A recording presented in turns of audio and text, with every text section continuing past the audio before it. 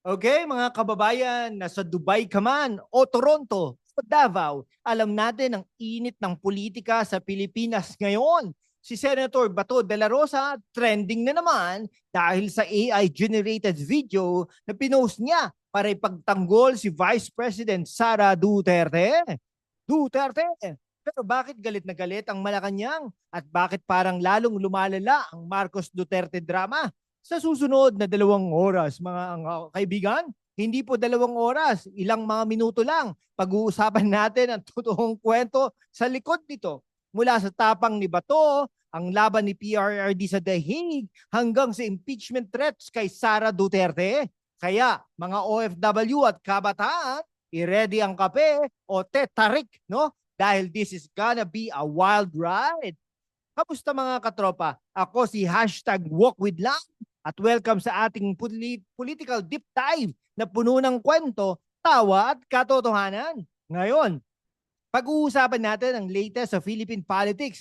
Si Bato de la Rosa na tinawag na bugok ng Malacanang dahil sa AI video ha. Pero para sa kanya, it's all about the message. Plus, si PRRD na kahit nasa The Hague, pinagbabantaan pa rin ng mga kalaban. At si Sara na hinintay natin kung paano lalaban sa impeachment. Pero teka, bakit parang si Bongbong Marcos ang laging nasa hot seat?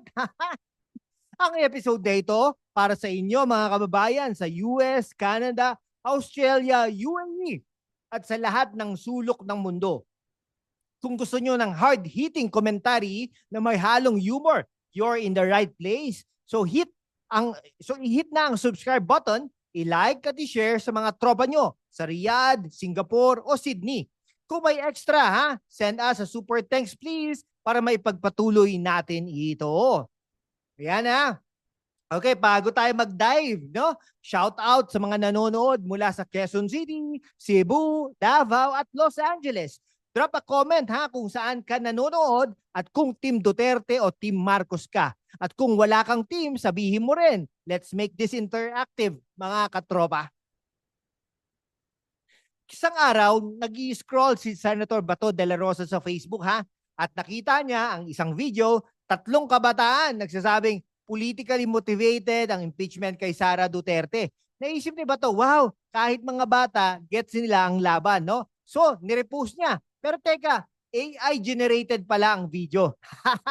Biglang banat ang Malacanang. Irresponsable. Fake news. Sabi pa ng Palas, nakakasira raw ito ng public trust. Pero si Bato, chill lang. Kung totoo ang mensahe, bakit issue? At si Sara, sabi niya, okay lang ang AI, basta hindi for profit.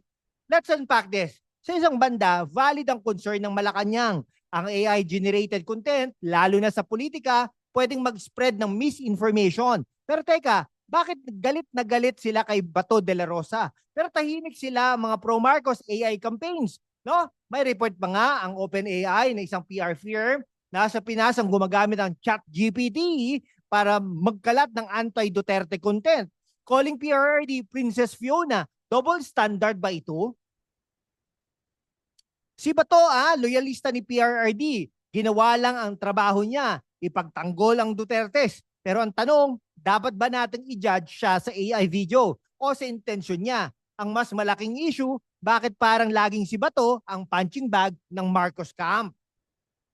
Imagine mga tropa, si Bato nakaupo sa Senate, nagpo-post ng AI video habang si BBM nasa Malacanang, nagpo-post para sa TikTok. Sino ang mas irresponsable? Ang senador na naniniwalang tama ang laban niya o ang admin na sinabing no role sila sa impeachment ni Sara pero obvious na may kinalaman? O shoutout sa mga kababayan natin dyan sa Dubai at Toronto. Kung AI generated din ang boss nyo, mag-comment kayo ng LOL sa baba. At kung gusto nyo ang ganitong content, i-hit ang subscribe button at i-share sa mga kagrupo nyo sa WhatsApp. Sa The Hague, nakaupo si former President Rodrigo Roa Duterte, hinintay ang trial ng ICC para sa drug war. Pero kahit nasa kulungan, si PRRD parang action star pa rin ha. Pinagbabantaan ng mga kalaban, sabi ng supporters, kahit nasan si Digong, laban pa rin. No? Pero bakit siya nasa The Hague? Last March 11, inaresto siya ng Philippine authorities at inakusahan ng Marcos admin na surrender siya sa ICC. Si Sara galit na galit. BBM should be held liable. At si Bato, sabi niya, lalaban tayo para makabalik si PRRD. Ang ICC case ni PRRD komplikado, ha? Sa isang banda, thousands ang namatay sa drug war at valid ang call for accountability. Pero sa kabilang banda, bakit parang si PRRD lang ang target? Samantalang iba pang leaders globally, ha, hindi pinapansin ng ICC. Ang mas malaking tanong, anong role ni BBM dito? Sabi ni Sara, violation daw ng Constitution ang rendition ni PRRD. Si Bato, hinamon pa, ha, si Marcos na i-deport ang ICC, no? Investigators kung seryoso siya sa reconciliation, pero si BBM tahimik. Parang laging no comment ang sagot. Is this leadership or avoidance? Picture this, ha, si PRRD sa The Hague, nakabarong, habang si BBM sa World Expo 2025, nagsiselfie. Sinong mas mukhang leader? Ang tatay na kahit nasa kulungan, pinag-uusapan pa rin? O ang presidente na parang laging nasa bakasyon? Yan. Mga kababayan, sa Hong Kong at Sydney, kung si PRRD ang mayor nyo, anong ipapagawa nyo sa kanya? Drop a comment. At kung gusto nyo ng mas maraming ganitong kwento, i-like at i-share sa mga kaibigan nyo sa Japan o Saudi. Super thanks din please kung may extra kayo. Si Vice President Sara Duterte nasa gitna ng impeachment storm. Ang dahilan, alleged misuse ng confidential funds. Pero si Sara kalmado lang. No ill feelings kay BBM. Pero no plan talaga ang admin niya. Si Bato syempre nanguna sa laban. Gumawa siya ng draft resolution para i-dismiss ang impeachment. Sabi niya, no time for trial. Pero ang Marcos camp parang scripted ang sagot. It's up to the legislative branch. Really, BBM? Ang impeachment ni Sara, political na political. Sa isang banda, kailangan ng transparency sa confidential funds. Pero bakit parang si Sara lang ang pinuntirya? Samantalang ang pork barrel ng Marcos admin, hindi pinapansin. Si BBM, sinabi niyang open siya sa reconciliation. Pero si Sara, wala pang invitation for a meeting. At ang Malacanang sinabing hindi raw open si BBM sa dialogue tungkol sa impeachment. So ano ang plano? Pantuloy na away habang ang Pinas naghihintay ng solusyon. Kung pelikula ito, ang title, Marcos versus Duterte, The Never-Ending Saga. Si Sara ang action heroine habang si BBM parang laging nasa slow motion. At si Bato, siya yung loyal sidekick na kahit anong mangyari, laban pa rin. Mga tropa sa Canada at UAE, kung kayo si Sara, paano nyo lalabanan ng impeachment? Sabihin nyo sa comment section at huwag kalimutang i-subscribe at i-share sa mga kababayan nyo sa Italy o Singapore. Si Sara, diretsahan. No plan, no direction ang Marcos admin at hindi siya nag-iisa. Kahit ang Davao Mayor na si Baste Duterte, sinabing BBM will never be loved like PRRD. Pero si BBM parang walang pake. I'm open to reconciliation. Pero teka, bakit parang laging absent si BBM sa mahalagang usapan? From PRRD's arrest to Sara's impeachment, parang laging no role ang sagot niya. Naku, talagang muntik. Let's look at the facts. Ang ekonomiya is struggling pa rin. Ang presyo ng bigas, hindi pa rin 20 pesos per kilo. Kahit alam daw ni Sara kung paano. Ang OFW remittances, critical sa economy pero parang walang clear policy para protektahan ang mga kababayan natin sa abroad. Si BBM may mga achievements tulad ng tourism push sa World Expo 2025. Pero bakit parang laging PR ang focus, hindi substance? Si Sara at PRD kahit controversial, may track record na decisive action. Si BBM parang laging study pa rin natin. Kung si BBM ang driver ng Pilipinas, parang laging nasa traffic. Si PRD kahit reckless driver, nakakarating sa destinasyon, no? Si Sara, siya yung co-driver na may plano pero hindi pinapakinggan. Mga kababayan, sa Australia at Japan, anong grade ang ibibigay nyo kay BBM? Excuse me. Drop a comment. At kung gusto nyo ng mas maraming ganitong analysis, i-subscribe at i-share sa mga tropa nyo dyan sa Qatar o Germany.